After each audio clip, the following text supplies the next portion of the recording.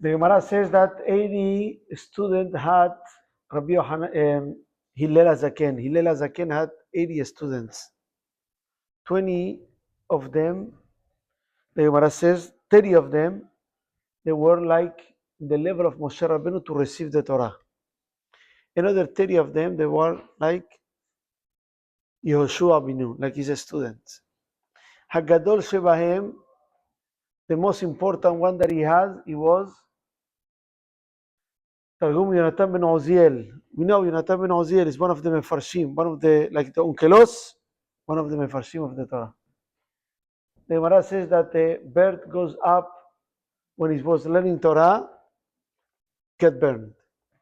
That's level that he has. The smallest that we had of the student was Rabbi Yohanan ben Zakkai, the one that we talk in the morning. Rabbi Yohanan ben Zakkai, he was not a portion of the Torah that he didn't learn. The Gemara says Nevi'im, Ketubim, Mishnayot, all the Sefriot that we have, everything, he didn't left anything that he didn't learn. But he was the smallest one. But he was chosen to be the one that continue his Rabbi Hillel. And Hachamim asked, what happened with the biggest Rabbi that you have? Why not Yonatan ben Oziel? He should be the one if it is the biggest one. He says the Gemara, Amru alav al Rabbi Yohanan ben Zakkai. He had few qualifications, Rabbi Yohanan ben Zakkai, although he was the smallest one. Miyamav lo sah sihat hulim.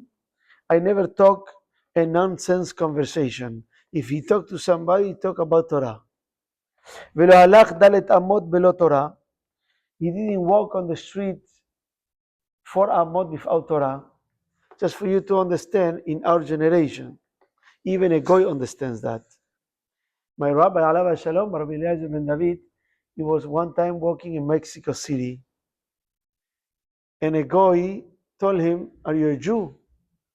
The Mexican people, they like to learn about the Bible a lot. So we read a lot about the kids of HaKadosh Baruch Hu.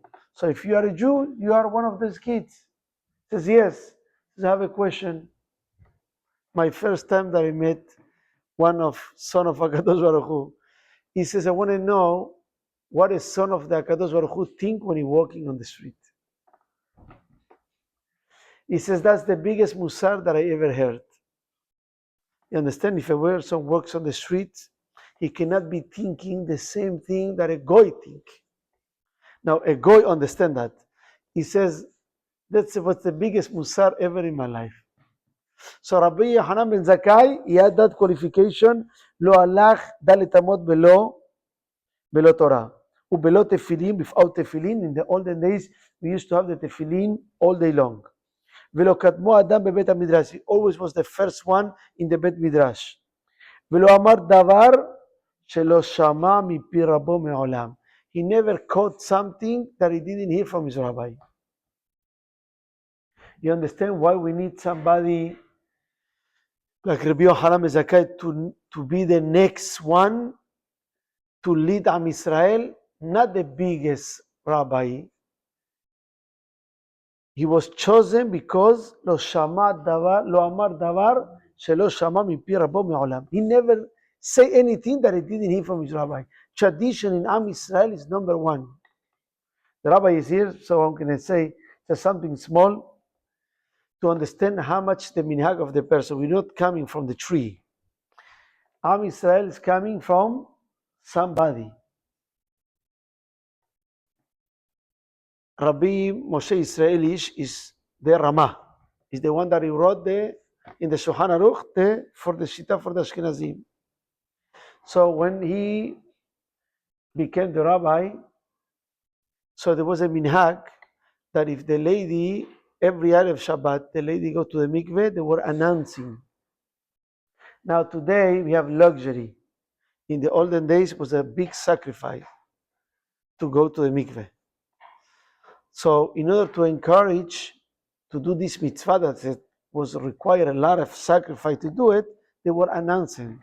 But for the rabbi, it was something very non-tzeniut to say something like this. So immediately he asked the Gabbai of the Beit HaKnesset not to do it anymore. Well, as respect of the rabbi, it was a tradition for a long time. The rabbi says no, so they didn't do it.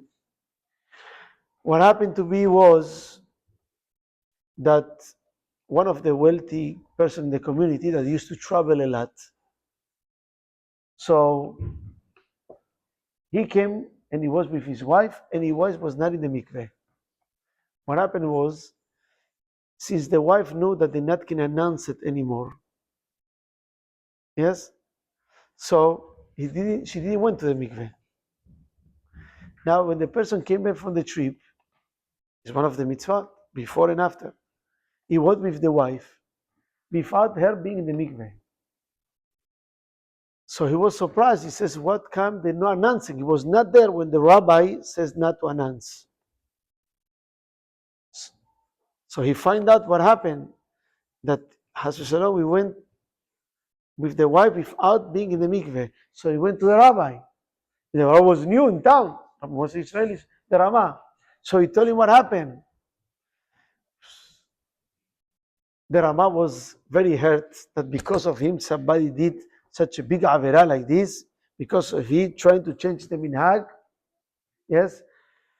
So you always going to see that every time that is giving an halakha, even though it's not the halakha, but if the minhag, he always puts over there vechena minhag, and that's the minhag, and that's why we have to do it.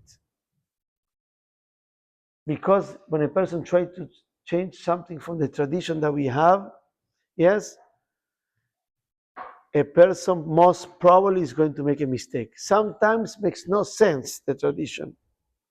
But if there is a minhag in Am Israel, that's what we have. Rabbi Yohanan ben Zakkai teaches when he went to ask from Aspasianus 3 things. Remember, very important. Yavne v'chachamea, shalshelet of Ramban Gamliel, because that's how we keep the tradition, he says. And that's why he was chosen to be the leader of Am Israel, even though he was the smallest one of the Talmidim of Hillel HaZaken, because he was the one that he never say anything that he didn't hear from his rabbi. And Rabbi Tzadok HaKohen, like we say in the morning, because each individual one has a lot of power to do changes in Am Israel.